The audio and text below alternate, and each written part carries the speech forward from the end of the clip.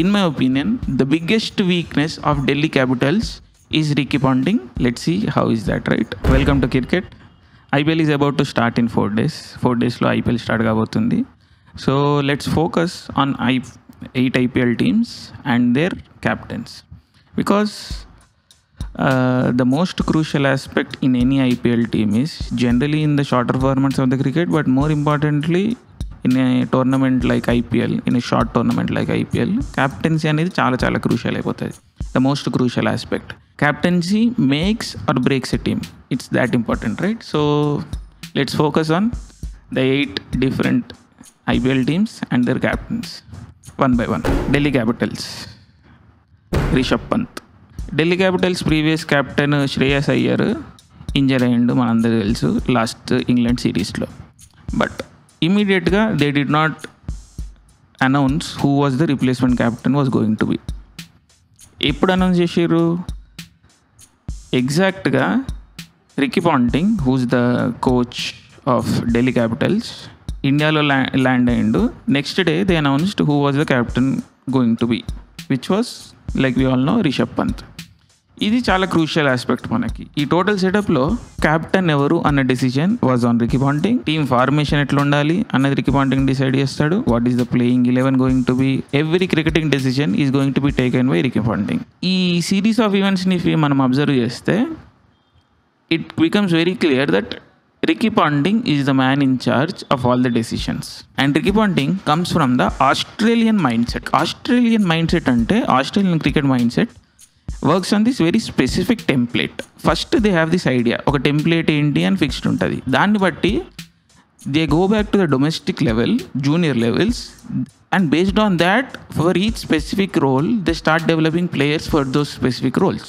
So యూజువల్గా plan A ఉంటుంది, లేకపోతే in case something goes wrong with the plan A, they have plan B.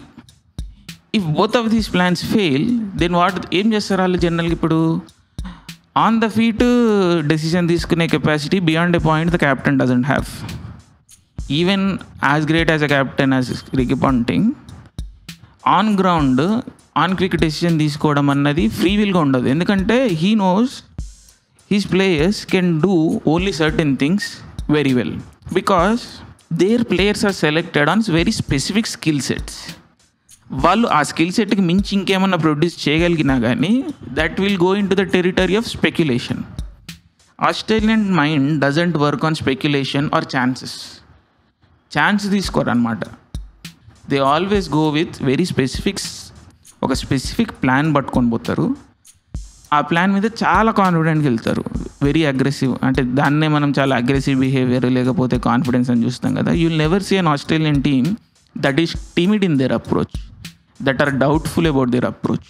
They are always confident because they believe in their system. Plan A, plan B, ఈ రెండు మించి పోరాళ్ళు. There is no plan C, there is no free thinking, outside the box thinking అనేది ఉండదు. వాళ్ళ కొన్ని parameters ఉంటే strict parameters, అది దాటిపోలేరు. So when the course of the game is going outside their parameters, ఏం చేస్తారు వాళ్ళు? The most classic technique that they have is sledging. It has nothing to do with cricket itself. They go for psychology. ఏదో ఒక కిరికిరి పెట్టాడా బ్యాట్స్మెన్ని disturb చేసి, లేకపోతే ఇంకేదన్నా వేరే కథ చేసి గేమ్ని మళ్ళీ వాళ్ళ ప్లాన్లోకి తీసుకురొచ్చే ప్రయత్నం చేస్తారనమాట. For 30 years this plan has worked. మీరు ఒకటి అర్థం చేసుకోవాలి, ఆస్ట్రేలియన్ టెంప్లెట్ ఎప్పుడు పనిచేస్తుంది? 2 కేసుల్లో పనిచేస్తుంది. 1, when the skill set of the opposition is below the skill set of Australia. 2, ఎప్పుడు గెలుస్తారు?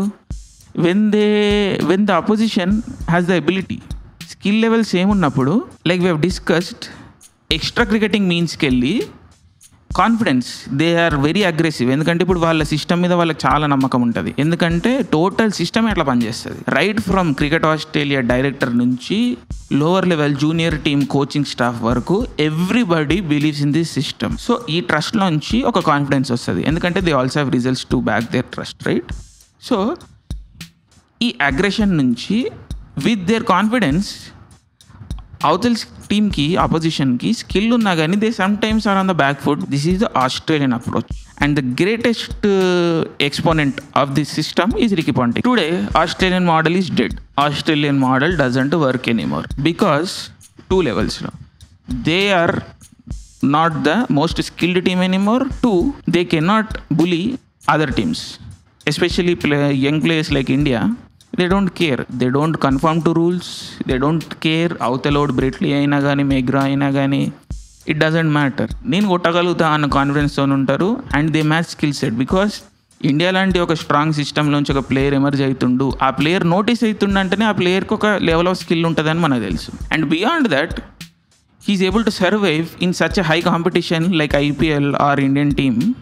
That means he's also confident. So ఈ రెండు ఆస్ట్రేలియన్ మెథడ్ అనేది స్కిల్ లెవెల్లో is gone, confidence aggression level is gone. So Australian method is totally dead now. Maybe they find reasonable success, అక్కడ ఒక series ఇక్కడ ఒక సిరీస్ గెలుస్తారేమో, టాప్ 3లో ఉంటారేమో, but they are never going to be as dominant as they were based on this template, right? ఇది clear. మనం ఇప్పుడు క్లుప్తంగా రికీ పాంటింగ్ రిషబ్ పంత్ డ్యూఓలో ప్రాబ్లమ్స్ ఎక్కడ రాబోతున్నాయి అని చూద్దాం. First, Ricky Ponting's approach is the Australian approach, and the biggest weakness of the Australian method is there is no flexibility, there is no nuance, there is not a space for డిస్కషన్కి space ఉండదు ఈ మెథడ్లో. మనం ఇందాక మాట్లాడినట్టు Ricky Ponting's biggest strength and success come from very rigid planning and structure, and Rishabh Pant is quite opposite to Ricky Ponting's form of thinking. ఇక్కడ biggest problem వస్తుంది వీళ్ళకి. రికీ పాంటింగ్ ఒక కథ పట్టుకొని వస్తాడు, ఆ కథలోకి రిషబ్ పంత్ని కూర్చోబెట్టడానికి చూస్తాడు. ఇది ఎప్పటికీ జరగదు. it is going to be a disaster. This is again going to be the second biggest thing. Domestic players ఆ మోడల్లో పనిచేయరు, ఎందుకంటే Indian structure works on a different level. Indian level ఎట్లా పనిచేస్తుంది, ఇండియన్ మెథడ్ ఏంటి, ఇండియన్ మోడస్ ఆపరాండి ఏంటి, Indians approach towards cricket is how అన్నది మనము will do an elaborate episode on that.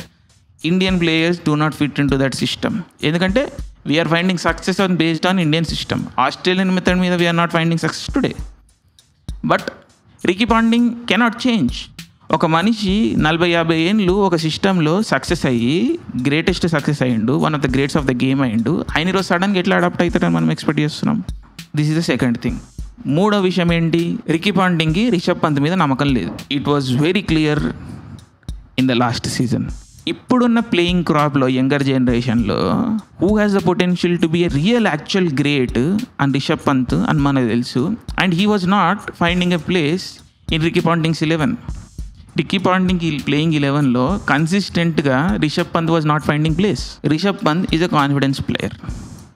మనం ముందు నుంచి చూసినాం, ఇప్పుడు కూడా చూస్తున్నాం. Rishabh Pant reactive player, confidence player. He needs susceptible environment. He needs supportive environment for him to blossom. Team management ఆయన నమ్మనంత వరకు ఇండియన్ టీంలో కూడా he was not doing that well. Even though despite everybody knowing that he is such a skilled player, still maybe they know there were certain things that he needed to figure out.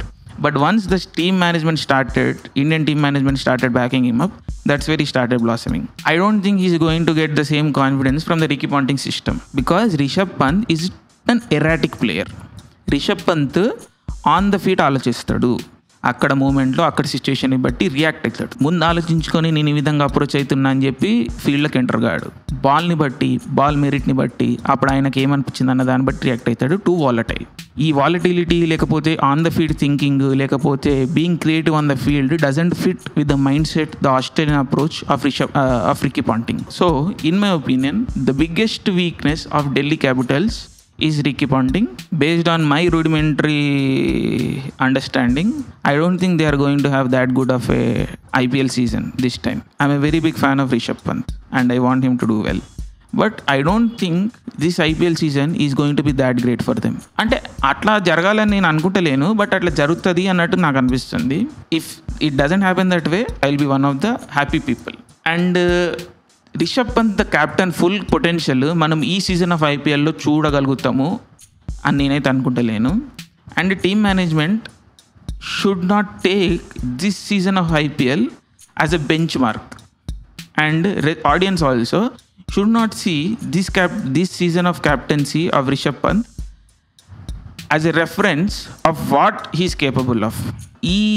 ఈ season యొక్క result should not be a reference point for what Rishabh Pant's captaincy will be in the future. అదొక్కటి మనం జాగ్రత్తగా చూసుకోవాలి. Again to conclude, Rishabh Pant captaincy ఈ సీజన్లో మనం full potential చూడము. దానికి బిగ్గెస్ట్ కారణము రిక్కీ పాంటింగ్ ఈరోజు మనకున్న జనరల్ పర్సెప్షన్లో is the greatest strength Delhi Capitals have అనేది ఒక జనరల్ ఒపీనియన్ ఉంది with in the thinking community of the cricket. But in our humble opinion, Ricky Ponting is the greatest weakness of Delhi Capitals. Yes, so will conclude the episode for today. Next rest of the 7 teams కూడా will do in episode wise, so stay tuned.